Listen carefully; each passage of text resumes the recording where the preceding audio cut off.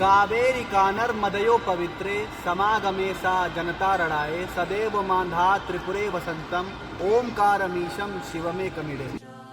ओमकारेश्वर ज्योतिर्लिंग जो कि मध्य प्रदेश के खंडवा जिले में स्थित है, जो कि मां नर्मदा के तट पर स्थित है। तो चल रहे हैं ओमकारेश्वर जी के दर्शन के लिए और पैदल जा रहे हैं। सामने मार्केट लगी हुई है।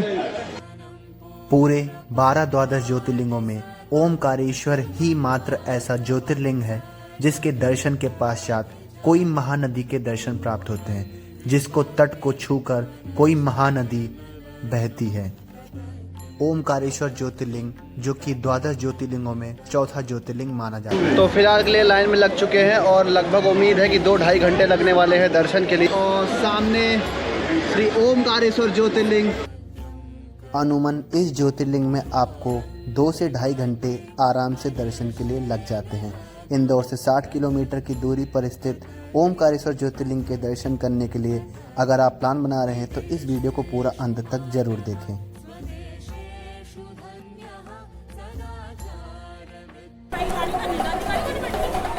तो ये थे फाइनली दर्शन ममलेश्वर के और हमें भी बहुत अच्छे तरीके से दर्शन हो गया ममलेश्वर का, और इसी के साथ ओमकारेश्वर का जो दर्शन है वो संपूर्ण हुआ। तो हर हर महादेव दोस्तों, आप सभी का स्वागत है वापस आपके अपने पेज ट्रैवलिंग टेम्पल्स पर। इस समय मैं मौजूद हूँ लखनऊ नवाबों का शहर चारबाग में, और आज मैं आप सभी को अपने ब्लॉग के माध्यम से लेकर चलने वाला हूँ भारत के 2 प्रमुख द्वादश ज्योतिर्लिंगों के दर्शन करने के लिए। और मैं आप सभी को लेकर चलने वाला हूँ ट्रेन नंबर 160-94 यानी कि MGR चेन्नई सेंट्रल एक्सप्रेस, जो कि यहाँ से शाम को 4 बजे लखनऊ जंक्शन से छूटती है और भोपाल जो है सुबह लगभग जो है 2:30 बजे छोड़ती है। और हमें जाना है इंदौर, वहाँ से 60 किलोमीटर दूर है ओमकारेश्वर जी। आज मैं आप सभी को अपने इस वीडियो के माध्यम से 2 प्रमुख द्वादश ज्योतिर्लिंगों के दर्शन कराऊंगा। पहला हम चलेंगे ओमकारेश्वर और दूसरा महाकालेश्वर। चलिए चलते हैं, अपनी यात्रा को प्रारंभ करते हैं। और प्रारंभ करने से पहले आपसे एक छोटा सा अनुरोध रहेगा कि आप मेरे चैनल पर पहली बार आए हो तो जरूर सब्सक्राइब करो। अभी हम चल रहे हैं लखनऊ के अंदर में, सीधा लखनऊ जंक्शन में। यहाँ पे 2 रेलवे स्टेशन है, एक सामने जो है ये लखनऊ चारबाग है और जो ये है ये लखनऊ जंक्शन है।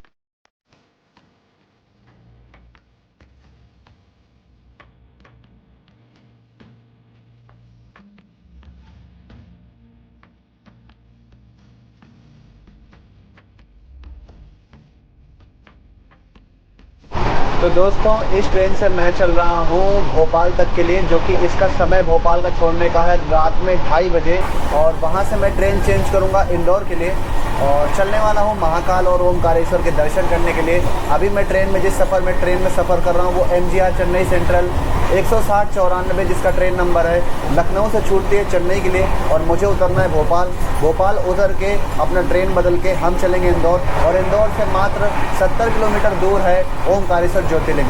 बाकी का अपडेट सुबह देते हैं और जैसा कुछ रहेगा आगे आप सबको धीरे धीरे सारी जानकारी देते रहेंगे। तो दोस्तों इस समय रात में 2:30 बज रहे हैं और हम लोग चेन्नई एक्सप्रेस से उतर के भोपाल पहुंच चुके हैं और अब ट्रेन चेंज करने जा रहे हैं 22-192, जो कि सुबह 5 बजे मिलती है, जबलपुर से आती है और सुबह 9:30 बजे इंदौर छोड़ती है। तो उस ट्रेन को पकड़ के आगे बढ़ेंगे अपनी यात्रा में और 9 बजे तक वो पहुँचेंगे इंदौर और वहाँ से बस लेकर सीधा ओमकारेश्वर जाएंगे। अगर आपके शहर से डायरेक्ट इंदौर की ट्रेन नहीं है तो आप भोपाल आ सकते हैं और भोपाल से आप ट्रेन चेंज करके इंदौर जा सकते हैं।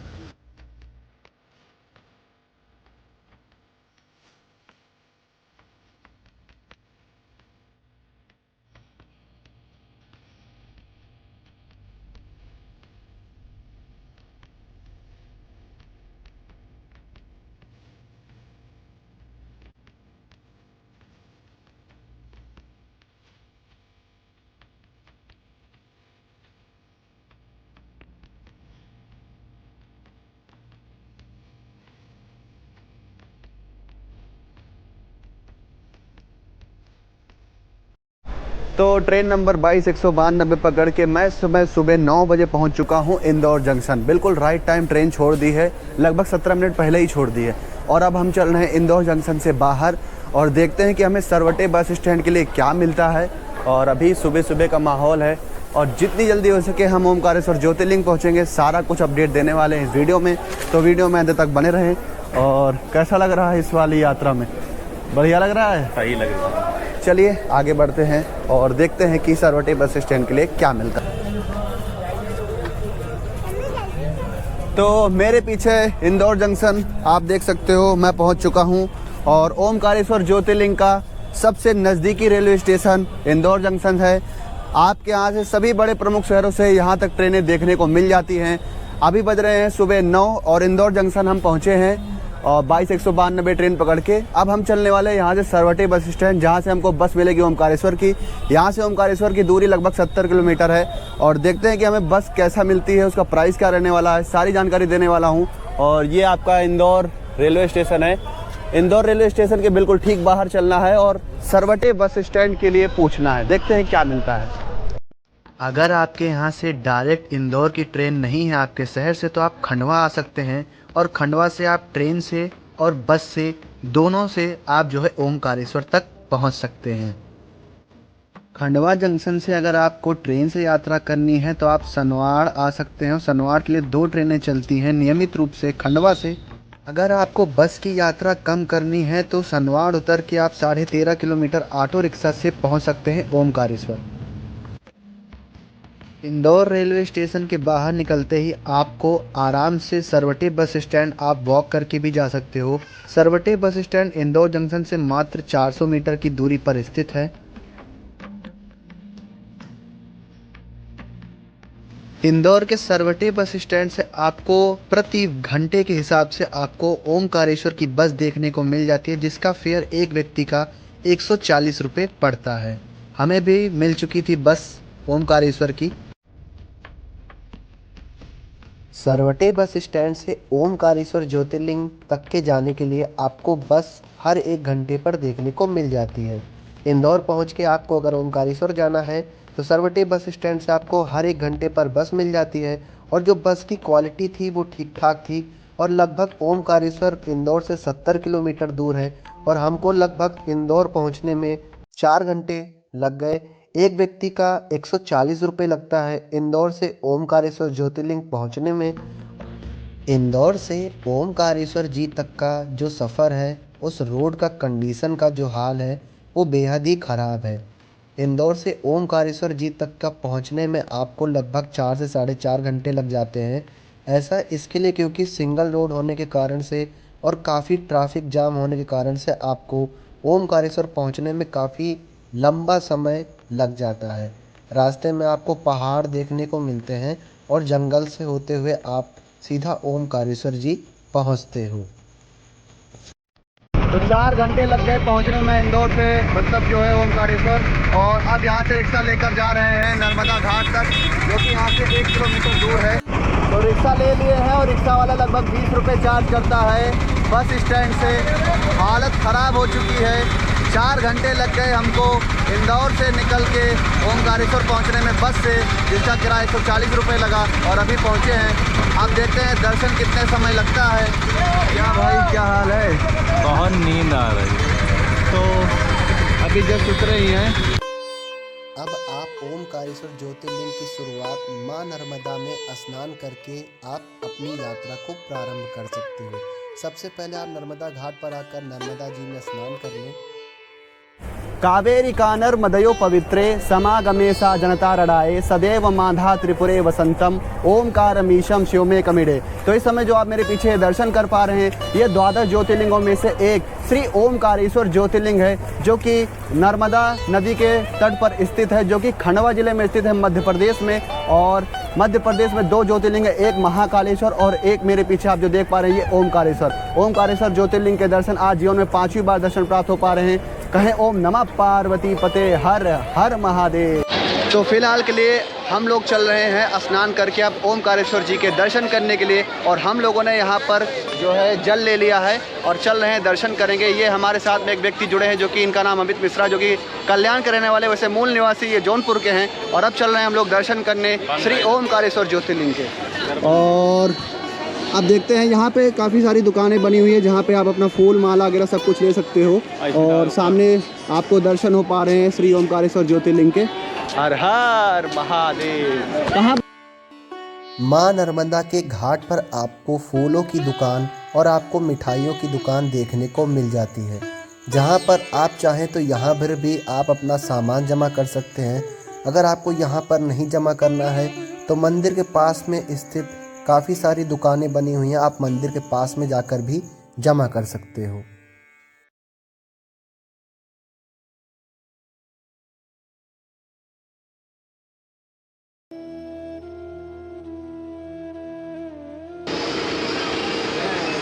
चलिए चलते हैं और भोलेनाथ जी को दर्शन करते हैं और जल चढ़ाते हैं और कहते हैं ओम नमः पार्वती पते हर हर महादेव। तो चल रहे हैं ओमकारेश्वर जी के दर्शन के लिए और पैदल जा रहे हैं। सामने मार्केट लगी हुई है जहाँ पे आप प्रसाद वगैरह सब कुछ खरीद सकते हो और देखते हैं मंदिर में कितना समय लगता है दर्शन पाने में। हर हर महादेव। माँ नर्मदा घाट से अगर आपको डायरेक्ट ओमकारेश्वर मंदिर तक जाना है तो सीधा आप बोट लेकर 50 रुपये देकर सीधा मंदिर तक पहुंच सकते हो। और अगर आपको पैदल इस ब्रिज का लुत्फ़ उठाते हुए जाना है तो आपको जो है लगभग 15 से 20 मिनट लग जाते हैं मंदिर पहुंचने में। और यहीं से आपका लाइन प्रारंभ होता है मंदिर के दर्शन के लिए।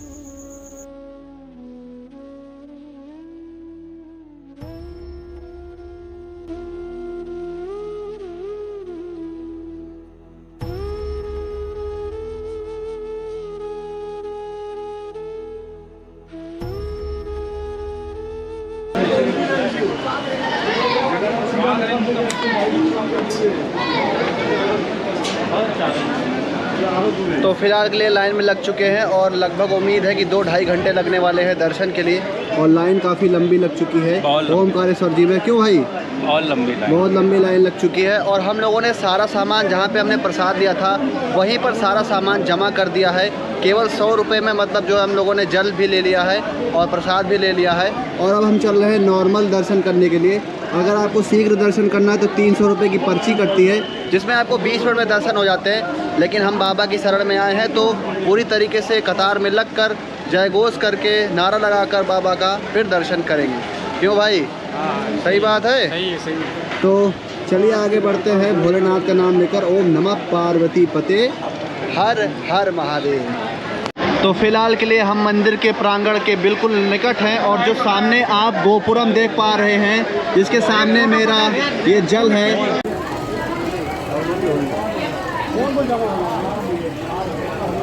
हाँ जी अतुल जी, दर्शन करने के लिए तैयार हो ओमकारेश्वर जी के? एकदम तैयार। तो फिलहाल के लिए आप देख सकते हैं काफ़ी भीड़ उमड़ी है भक्तों की और बाबा जल्दी दर्शन देंगे श्री ओमकारेश्वर जी। और हम चल रहे हैं दर्शन करने के लिए, जल ले लिए हैं और काफ़ी भीड़ लगी हुई है भक्तों की कतार। ओम नमः पार्वती पते हर महादेव। इस समय जो आप मेरे सामने दर्शन कर पा रहे हैं ये साक्षात ओमकारेश्वर ज्योतिर्लिंग है जो कि 12 ज्योतिर्लिंगों में से एक है। और हम धीरे धीरे आगे बढ़ रहे हैं अपनी इस लाइन में। और बात करें दर्शन के समय की तो अभी तक हमको 1 घंटे हो चुका है और अभी तक हमें दर्शन नहीं मिला है। और सामने श्री ओमकारेश्वर ज्योतिर्लिंग हर हर महा।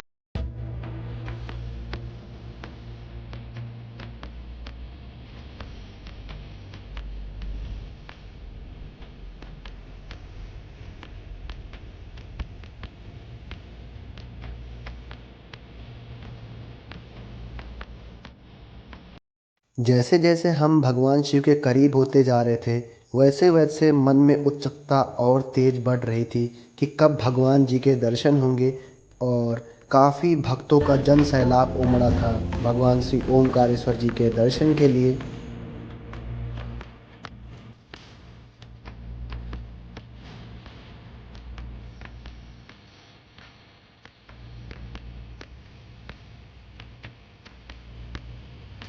तो कुछ ही क्षण में दर्शन होने वाले हैं ओमकारेश्वर जी के। प्रांगण के बिल्कुल पास में पहुंच चुके हैं। और वहीं बात करें नंदी जी की तो नंदी जी के भी दर्शन करें। आप मंदिर के अंदर कैमरा मोबाइल सब कुछ ले जा सकते हो लेकिन मंदिर के गर्भगृह में आप मोबाइल का इस्तेमाल नहीं कर सकते हो। पूर्ण प्रतिबंध होता है अंदर गर्भगृह में मोबाइल निकालना। और मंदिर के अंदर के दर्शन की बात करें तो दर्शन बहुत अच्छे तरीके से होते हैं। स्पर्श नहीं करने दिया जाता है आपको। कांच में एक तरीके से फ्रेम में बंद होते हैं भगवान और श्री ओमकारेश्वर जी, जिन्हें आप स्पर्श नहीं कर सकते हो, ना आप उनके ऊपर जल चढ़ा सकते हो। मैं जल लेकर तो गया अंदर, लेकिन मुझे चढ़ाने को नहीं मिला, मुझे बाहर से ही जल चढ़ाने को मिला। लग गए दर्शन पाने में ओमकारेश्वर जी के, बहुत अच्छे तरीके से दर्शन हुआ। अंदर जल चढ़ाने भी नहीं दिया जाता है और जो आप प्रसाद देते हो वो भी आपको नहीं चढ़ाने दिया जाता है, बस आपको दूर से दर्शन कराया जाता है। हर हर महादेव। ओमकारेश्वर ज्योतिर्लिंग, जो कि 12 ज्योतिर्लिंगों में से एक है, कहते हैं कि यहाँ पर राजा मंधाता ने नर्मदा नदी के तट पर विंध्या पर्वत पर यहाँ पर भगवान शिव की कठोर तपस्या की थी। कठोर तपस्या से प्रसन्न होकर भगवान शिव ने इसी स्थान पर मंधाता को दर्शन दिए थे। तब से लेकर आज तक हम इसे ओमकारेश्वर ज्योतिर्लिंग के नाम से जानते हैं।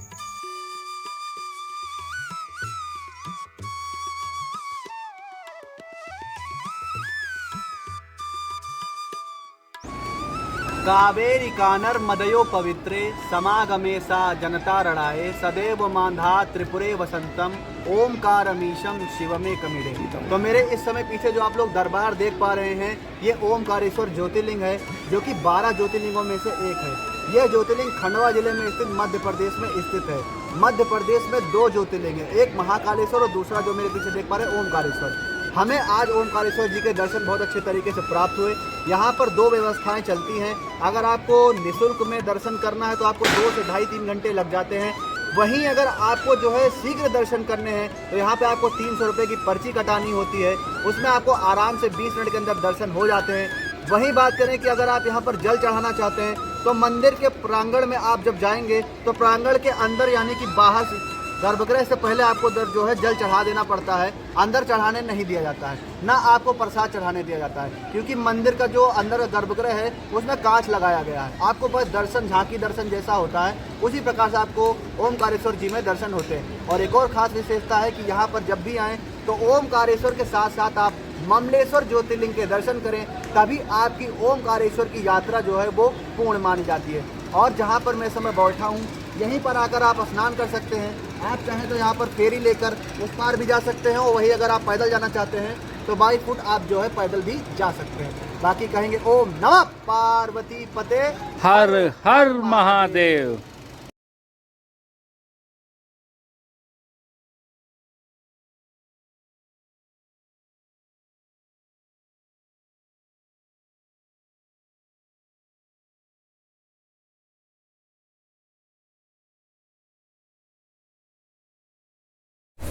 तो ओमकारेश्वर जी के दर्शन हो गए हैं और अब हम चल रहे हैं ममलेश्वर के दर्शन करने के लिए। ब्रिज के नीचे तो अब हम लोग चल रहे हैं ममलेश्वर ज्योतिर्लिंग के दर्शन करने के लिए, जो कि अनिवार्य है अगर आप ओमकारेश्वर ज्योतिर्लिंग के दर्शन करने आते हैं तो। और बहुत अच्छे तरीके से दर्शन हुआ ओमकारेश्वर जी के। यहाँ पे काफ़ी सारी दुकानें हैं जहाँ पे आप जो है अपना प्रसाद वगैरह सब कुछ ले सकते हो। और चलिए आज्ञा लेते हैं प्रभु से और निकलते हैं ममलेश्वर के दर्शन करने के लिए। हर हर महादेव।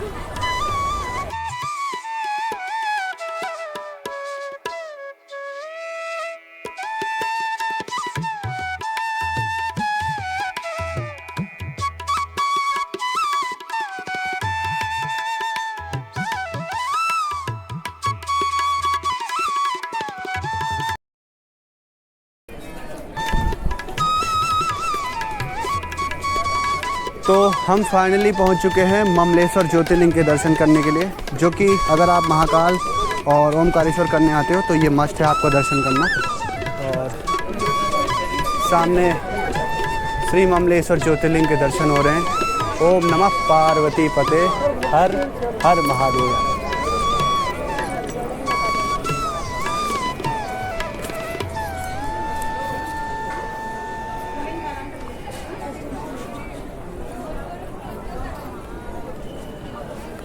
ए ओए, इधर चक्कर मारते हो, चलो आओ। बात होई।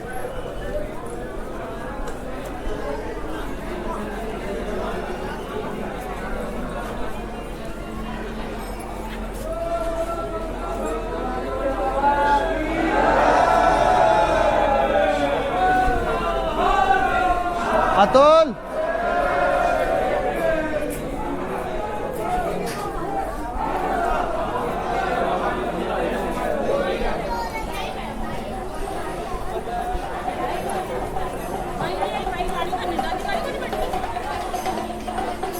तो ये थे फाइनली दर्शन ममलेश्वर के, और हमें भी बहुत अच्छे तरीके से दर्शन हो गया ममलेश्वर का, और इसी के साथ ओमकारेश्वर का जो दर्शन है वो संपूर्ण हुआ। अब चलते हैं बस स्टॉप और आपको बताते हैं कि यहाँ से उज्जैन की बस कितने बजे तक मिलती है, सारी जानकारी देने वाला हूँ। तो वीडियो में अंत तक बने रहें, और अगर वीडियो पसंद आ रही हो तो लाइक करें, और चैनल पर पहली बार आए हैं तो सब्सक्राइब करें। हर हर महादेव, ओम नमः पार्वती पते, हर हर महादेव।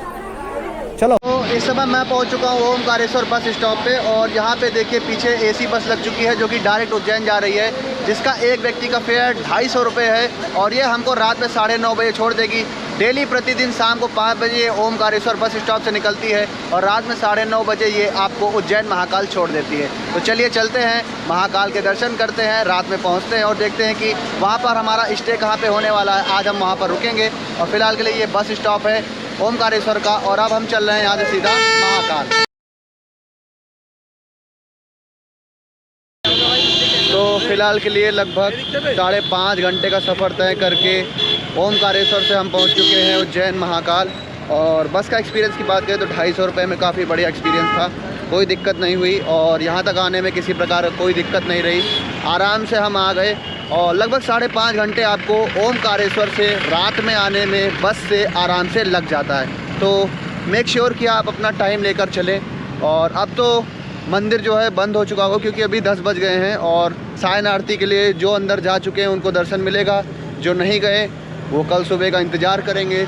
और हम महाकाल मंदिर के पास में बिल्कुल पहुंच चुके हैं। चलिए फिर देखते हैं कहाँ पे क्या रहता है रहने का स्टे, और जैसा कुछ रहेगा आगे आप सबको धीरे धीरे बताते रहेंगे। हर हर महादेव। गुड मॉर्निंग, सुप्रभात। आज है हमारा डे 2, महाकाल में चल रहे हैं दर्शन करने के लिए। और जो रूम लिए थे वो काफ़ी ऑर्डिनरी रूम था, लाइक ऐसा, जिसकी हालत अब थोड़ी बिगड़ चुकी है, और कल रात में आकर बस सो गए थे क्योंकि होश ही नहीं था। अब हम चल रहे हैं सुबह सुबह महाकाल के दर्शन करने के लिए। देखते हैं कितना समय लगने वाला है। तैयार हो चुके हैं, और जहाँ पे रूम लिए थे यहाँ से महाकाल मंदिर लगभग जो है 600-700 मीटर की दूरी पर स्थित है। चलिए चलते हैं, दर्शन करते हैं, और जैसा कुछ रहेगा आगे आप सबको वीडियो में बताते हैं। हर हर महादेव। महाकाल मंदिर के अंदर यानी कि प्रांगण में पहुंच के हमको पता चलता है कि मंदिर के अंदर किसी भी प्रकार का कैमरा और मोबाइल ले जाना पूर्ण रूप से प्रतिबंधित है।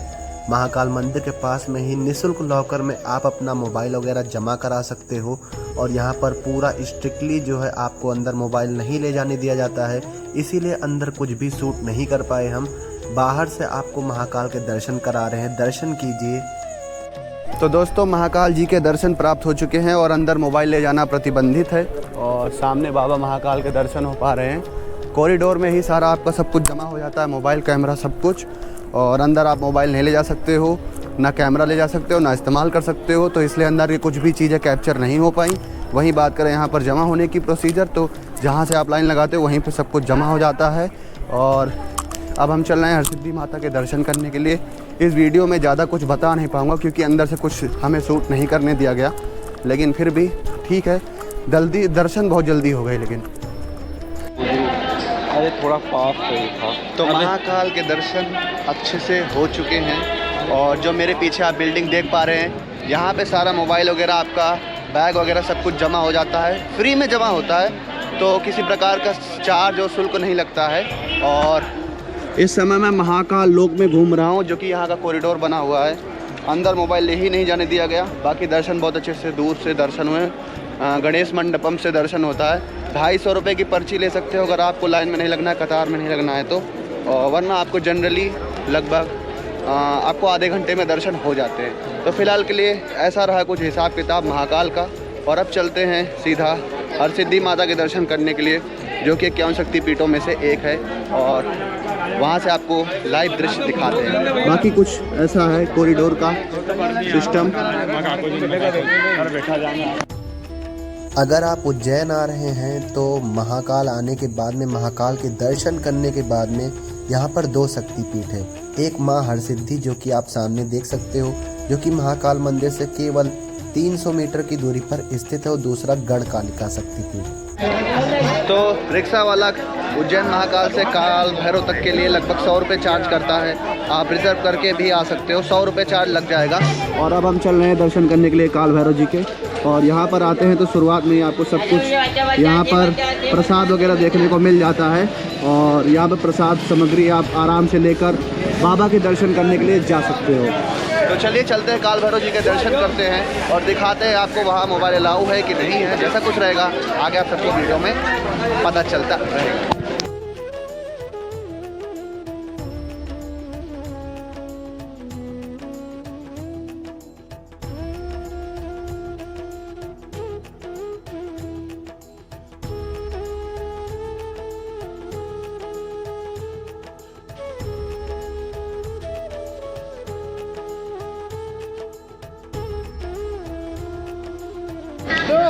तो इस समय मैं पहुंच चुका हूं काल भैरव जी के दर्शन करने के लिए और काल भैरव जी के बिल्कुल मुख्य प्रवेश द्वार पर खड़ा हूं और चलेंगे, दर्शन करेंगे अंदर और कहेंगे ओम नमः पार्वती पते हर हर महादेव। तो मेरे पीछे जो आप दर्शन कर पा रहे हैं ये काल भैरव मंदिर है, जो कि उज्जैन का एक प्रसिद्ध मंदिर है, जहाँ के दर्शन करना अनिवार्य होता है अगर आप महाकाल की यात्रा करने आते हो। तो महाकाल में अन्य बहुत सारे मंदिर हैं, जैसे कि हरसिद्धि माता, गणकालिका महाशक्ति पीठ और आपका संदीपनी आश्रम, मंगलनाथ मंदिर और चिंतामन गणेश मंदिर, और उसके साथ साथ यहाँ पर स्थित है काल भैरव मंदिर। और यहाँ पर संदीपनी आश्रम है, जहाँ पर भगवान श्री कृष्ण ने अपनी शिक्षा प्राप्त की थी। और जो मेरे पीछे देख पा रहे हैं ये काल भैरव मंदिर है। कहते हैं महाकाल में यानी कि उज्जैन में 3.5 काल जो है विराजते हैं, यानी कि पहले हमारे श्री महाकाल सरकार, फिर एक गणकालिका और फिर काल भैरव। तो कह सकते हो कि बहुत अच्छे तरीके से भगवान श्री महाकाल ज्योतिर्लिंग के दर्शन प्राप्त हुए। महाकाल ज्योतिर्लिंग में अब अंदर मोबाइल ले जाना पूर्ण रूप से प्रतिबंधित कर दिया गया है। और अगर आप लोग उज्जैन की यात्रा करने आते हो तो यहाँ पर मुख्य प्रमुख तीर्थ स्थल के दर्शन आप कर सकते हो। यहाँ तक पहुँचना बहुत ही आसान है। मंदिर से आपको बैटरी ई रिक्शा टोटो मिल जाता है, जिसको देकर आप 100 रुपये देकर यहाँ तक पहुँच सकते हो, दर्शन कर सकते हो और आराम से यहाँ के दर्शन करके आप और भी अन्य यहाँ पे कई सारे प्रमुख मंदिर है जो कि मैंने आपको बताया, जैसे मंगलनाथ, चिंतामन गणेश मंदिर, संदीपनी आश्रम और उसके साथ साथ आपका हरसिद्धि माता और गणकालिका। ये कुछ प्रमुख मंदिर है उज्जैन के, जिनके दर्शन करना आप जब उज्जैन आते हो तो अनिवार्य होता है। साथ में मुझे दर्शन काल भैरव जी के प्राप्त हो चुके हैं और आशा करेंगे ये वीडियो आपको पसंद आ रही हो। वीडियो पसंद आ रही हो तो लाइक करिएगा, चैनल पर पहली बार आए हैं तो ज़रूर सब्सक्राइब करिएगा और मेरे साथ में ज़रूर कहिएगा ओम नमः पार्वती पते हर हर महादेव।